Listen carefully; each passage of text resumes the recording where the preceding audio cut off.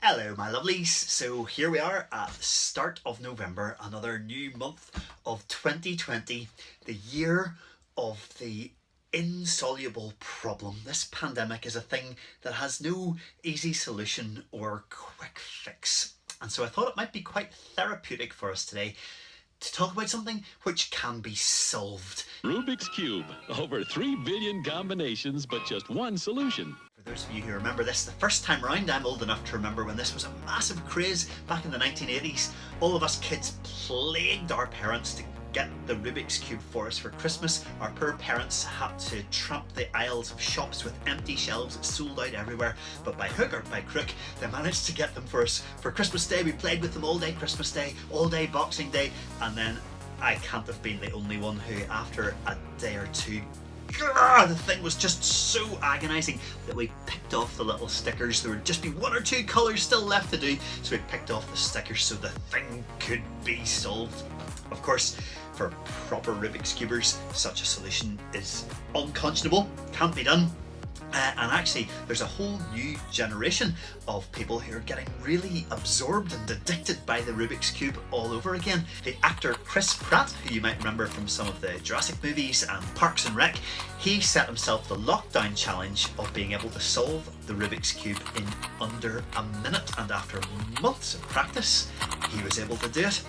But of course, for the real pros, a minute is far too long. This week there is actually a global Rubik's Cube Championship, Speed Cubers they call themselves, and they are trying to beat the world record set by this chap. His name is Yusheng Du, and he can solve the Rubik's Cube in, are you ready for this? 3.47 seconds.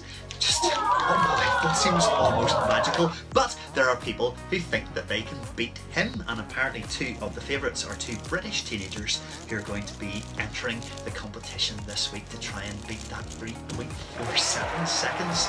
Can you imagine the hours of practice that go into becoming as good at solving the Rubik's Cube as that? A really interesting quote from one of those British teenagers who's competing this week, an 18-year-old guy called Chris Mills, and he says, "Once you start, you notice yourself getting faster and faster, and that's very satisfying. To keep beating my record is what has kept me going for 6 years." And I guess any of us, if we have ever learnt a musical instrument or taken up training for a run or a marathon or anything like that, you have that real sense of satisfaction of feeling your muscles strengthen day by day or your skill increase day by day. You know that doing that training exercise of repeating your practice again and again, you can actually see the improvement, and it is, as Chris Mills says, so satisfying. So it reminds me of a little chapter from one of my absolute favourite books, The Life You've Always Wanted by John Ortberg. Respecting the distinction between training and merely trying is the key to transformation in every aspect of life. People sometimes think that learning to play Bach at the keyboard by spending years practicing scales and chord progressions is the hard way. The truth is the other way around. Spending years practicing scales is the easy way to learn to play Bach. Imagine sitting down at a grand piano in front of a packed concert hall and having never practiced a moment in your life. That is the hard way. The need for preparation or training does not stop when it comes to learning the art of forgiveness or joy or courage.